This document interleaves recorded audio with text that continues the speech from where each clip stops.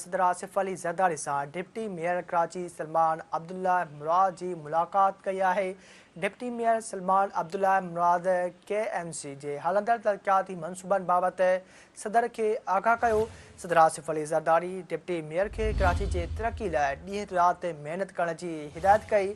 सदर आसिफ अली ज़रदारी जो चवणु हो त कराची जे माण्हुनि बिलावल भुट्टो ज़रदारी जे विज़न ते एतमाद करे PP खे कामयाब कियो।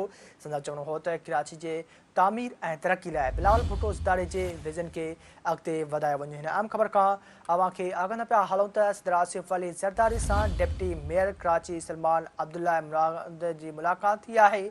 डिप्टी मेयर सलमान अब्दुल्ला मुराद KMC जे हलंदड़ तरक्याती मनसूबनि बाबति सदर खे आगाह कयो।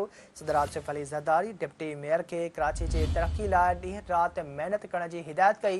सदर आसिफ अली ज़रदारी जो चवणु हो त कराची जे माण्हुनि बिलावल भुट्टो ज़रदारी जे विज़न ते एतमाद करे PP खे कामयाब कियो।